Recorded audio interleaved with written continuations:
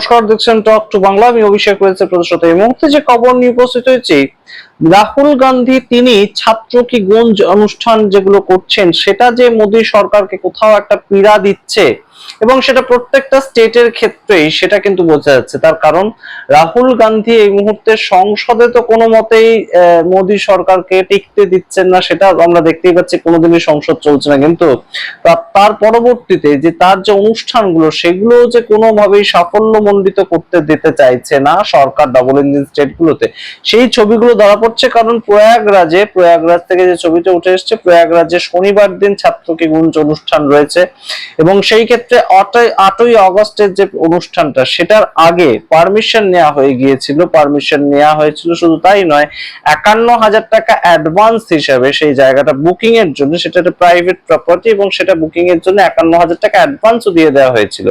এবং সেটা হচ্ছে major Ranjit Singh sports complex, একটা স্পোর্টস কমপ্লেক্স, সেখানে বিয়ে বাড়িও ভাড়া দেওয়া হয়। তো সেখানে একটা মাঠের মধ্যে অলরেডি পারমিশন নেওয়া হয়েছিল 20 তারিখ, 20শে জুলাই সেই পারমিশন কিন্তু চলে এসেছিল তাদের পক্ষ থেকে এবং তারা পারমিশন দিয়েছিলেন। কিন্তু এখন সেই পারমিশন কোনো মতেই আর উইথড্র করতে চাইছে, অর্থাৎ সেখানে পারমিশন দেওয়া হচ্ছে না। সেখানে পুলিশের পক্ষ থেকে বলা হচ্ছে যে সেখানে কিন্তু পারমিশন দেওয়া যাবে না, কারণ হাইকোর্ট নাকি সেই জায়গাটাতে কোনো ধরনের কোনো অনুষ্ঠান করতে পারমিশন দেয়নি, অর্থাৎ তাদের পক্ষ থেকে নাকি নিষেধাজ্ঞা রয়েছে। কিন্তু কয়েকদিন আগে পর্যন্ত দেখা গিয়েছে এই স্পোর্টস কমপ্লেক্সে বিয়ে বাড়ি পর্যন্ত ভাড়া দেওয়া হচ্ছে। তাহলে সেই ক্ষেত্রে কেন রাহুল গান্ধীকে এত ভয়, কিংবা রাহুল গান্ধীকে নিয়ে এই সামগ্রিক প্রেক্ষাপটটা তৈরি হয়েছে অবশ্যই আমরা জানি না। তবে সেখানকার কংগ্রেস নেতাদের কিছু বক্তব্য উঠে এসেছে, আপনারা শুনুন। তারপর আসছে বিস্তারিত ব্যাখ্যায় যে এই যে ঘটনা, এটা কিন্তু শুধুমাত্র এই প্রয়াগরাজের ক্ষেত্রে ঘটছে তেমন নয়। দেরাদুনে এর আগে একই ঘটনা ঘটেছে। দেরাদুনের যে প্রোগ্রাম সেটা ক্যান্সেল হয়েছে। এর আগে কোটাতে একই ঘটনা ঘটেছে। আপনাদের বলবো যে মূল যে জায়গায় সমস্যা সেটা কিন্তু একই ধরনের। তার কারণ রাহুল গান্ধী যে প্রশ্নটা এই মুহূর্তে তুলছেন সেটা খুব ফান্ডামেন্টাল প্রশ্ন। সেটা শুধু পেপার লিক ইস্যুতে নয়।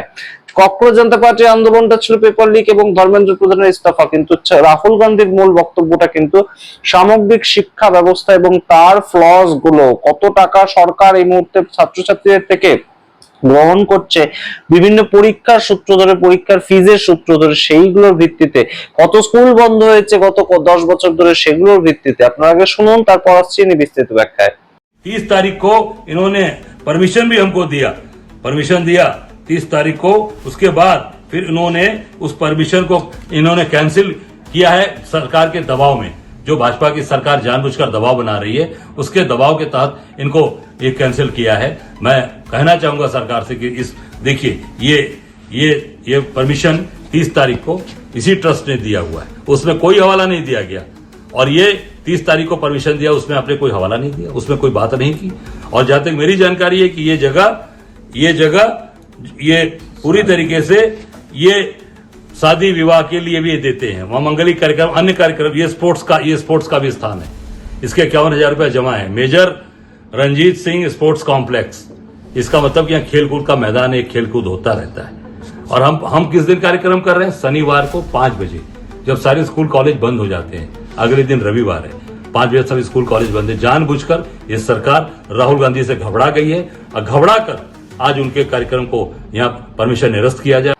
আপনারা শুনলেন সেই নেতার বক্তব্য। এবার আপনাদেরকে একদম শোনাই যে এর আগে যখন আমরা দেখলাম কোটাতে, রাজস্থানের কোটাতে একটা মার্ভেলাস একটা সিচুয়েশন তৈরি হয়েছিল, সেই সময় ককরোচ জনতা পার্টির আন্দোলন ছিল এবং সেই মাহলটা ছিল সারা দেশ জুড়ে। এবং সেখানেই রাহুল গান্ধী যখন ছাত্র কি গুঞ্জ অনুষ্ঠানটা করেন প্রাথমিক, সেই সময় আমরা দেখতে পাই একটা ব্যাপক সাড়া তিনি পান এবং একটা স্লিম ফিট জিন্স পরে তিনি যান এবং সেইখানে গিয়ে তিনি কিন্তু সরাসরি স্টুডেন্টদের সঙ্গে ইন্টারঅ্যাক্ট করেন এবং সেটা কিন্তু রিনিট পরীক্ষা তার ঠিক আগে।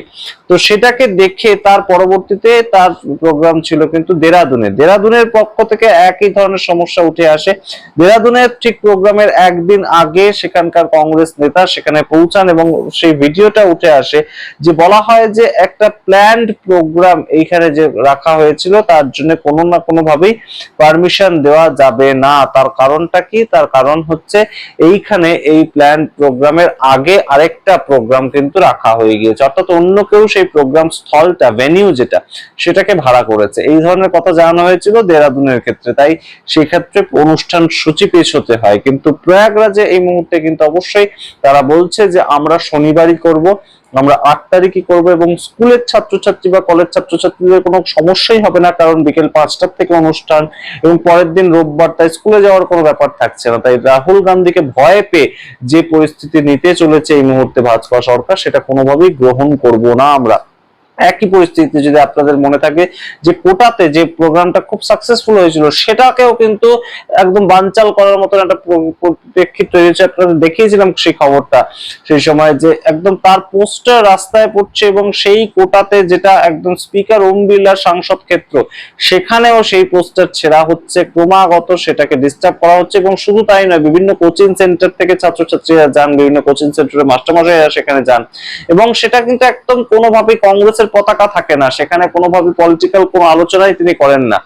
সেই জায়গা থেকে একদম সরাসরি সেখানে হুমকিও দেওয়া হয়েছিল বিভিন্ন কোচিং সেন্টার গুলোতে, আপনারা কিন্তু যাবেন না রাহুল গান্ধীর শোতে। তো এই যে বিষয়গুলো চলছে, এটা কি কোথাও গিয়ে দেশের বিরোধীদের মুখ বন্ধ করা, শুধু তাই নয়, একদম সম্পূর্ণ বিরোধীদের পরিসরটাকেই কমিয়ে দেওয়া, এবং যে বিরোধী নেতা কোনো কথা বলতে চাইছেন তাকে সম্পূর্ণ চেপে দেওয়ার চেষ্টা।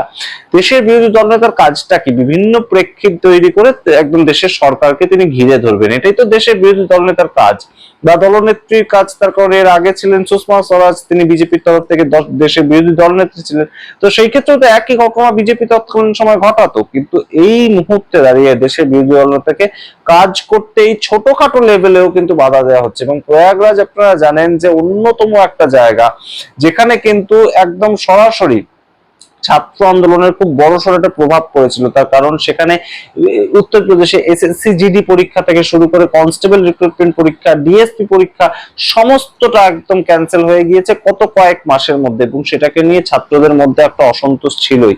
তো সেইখানে বহু লোক জমা হয়ে যাবেন তেমন একটা প্রেক্ষাপট কিন্তু তৈরি হয়েছে বলেই এই মুহূর্তে রাহুল গান্ধীকে এতটা ভয়। তা রাহুল গান্ধী কি বলেন সেই অনুষ্ঠানগুলোতে আপনারা দেখেছেন নিশ্চয়ই, কিন্তু আরো একবার গুরুত্বপূর্ণ একটা ডেটা সরকারের পক্ষ থেকে যেটা বেরিয়েছে, ভারত সরকারের ডেটা আমরা বলছি, গত 10 বছরে 93,000 সরকারি স্কুল সারা ভারতবর্ষে বন্ধ হয়েছে। তার মধ্যে উত্তরপ্রদেশে সবচেয়ে বেশি, 24,000-এর বেশি স্কুল উত্তরপ্রদেশে বন্ধ হয়েছে। এবং এই প্রেক্ষাপটটাই সবচেয়ে কঠিনতম একটা জায়গায় দাঁড় করিয়ে দিয়েছে, যে যেখানে যোগী সরকার চলছে 2017 সাল থেকে, সেখানে কেন এতগুলো স্কুল বন্ধ হবে।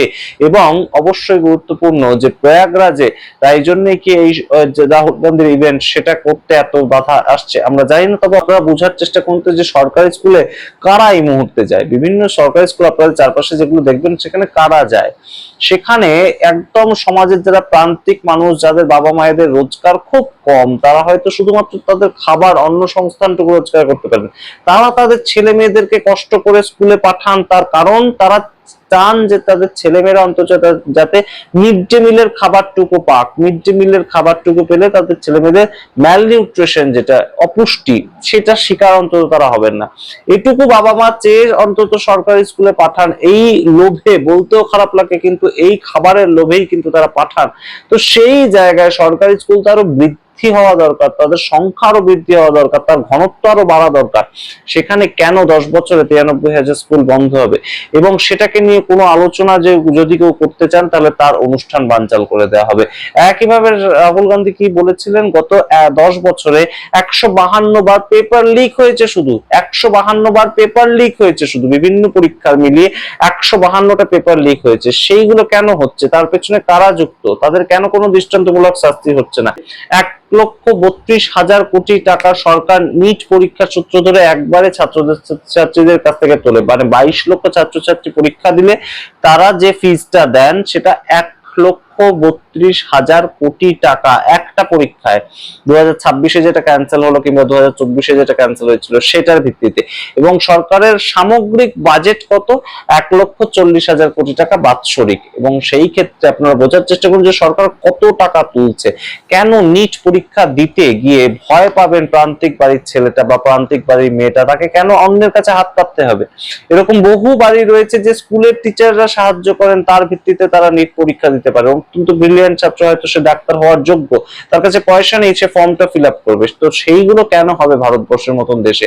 আমরা তো দেখতে পেয়েছি যে সরকার চাইলে সরকারি স্কুলের উন্নতি করতে পারে, সেটা পাঞ্জাবের ক্ষেত্রে হয়েছে, আম আদমি পার্টির সরকার করেছে, একদম রীতিমতন একদম খুব উল্লেখযোগ্য ভাবে দিল্লির সরকার সেটা করেছিল। আমরা দেখতে পেয়েছিলাম যে প্রত্যেকটা সরকারি স্কুলে গেলে বা ভিজিট করলে মনে হতো যে একটা প্রাইভেট স্কুলে আমরা পৌঁছেছি। তামিলনাড়ুর ক্ষেত্রে, তামিলনাড়ুর আগে ডিএমকে সরকারের ক্ষেত্রে আমরা বলছি যে সেখানেও একই ছবি আমরা দেখতে পেয়েছিলাম, প্রত্যেকটা স্কুল ঝকঝকে, একদম তাদের ইনফ্রাস্ট্রাকচার ঝকঝকে।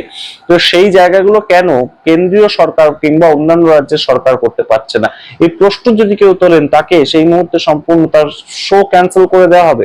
এটা তো কোনো পলিটিক্যাল শো নয়, সেখানে রাজনৈতিক কথা বলেন না, রাহুল গান্ধী যান এবং সমস্যাগুলো তুলে ধরেন, ছাত্রদের সঙ্গে একটা আলোচনা করেন, একটা ইভেন্ট হয় এবং সেখানে বেশ কিছু ছাত্রছাত্রী তিনি স্টেজে তোলেন, সামগ্রিক শিক্ষা ব্যবস্থার কি কি সমস্যা রয়েছে সেটা তিনি তুলে ধরেন। তো সরকার সেখান থেকে তো শিক্ষা নিয়ে ভালো কাজ করতে পারে, সেখান থেকে সরকার তো শিক্ষা নিয়ে সমস্ত যে ফ্লস গুলো সেগুলো কাটানোর চেষ্টা করতে পারে, তা নয় তাদের একদম শো বন্ধ করে দেওয়ার একটা পরিকল্পনা চলছে। এই বিষয়গুলো নিয়ে কিন্তু চর্চা চলছে। সেই জায়গা থেকে অবশ্যই এই মুহূর্তে যখন বড়সড় একটা ধাক্কা খেয়েছেন, ধর্মেন্দ্র প্রধানের ইস্তফাটা দিতে হয়েছে দেশের কেন্দ্রীয় সরকারকে, তারপরেও তারা একই ধরনের অ্যাটিটিউড দেখিয়ে যাচ্ছেন। আপনারা সামগ্রিক রিপোর্টের ভিত্তিতে কি মনে করেন অবশ্যই কমেন্ট বক্সে কমেন্ট করুন। এতে এখন টক টু বাংলা, অবশ্যই টক টু বাংলা ইউটিউব চ্যানেলটিকে সাবস্ক্রাইব করতে ভুলবেন না। ধন্যবাদ।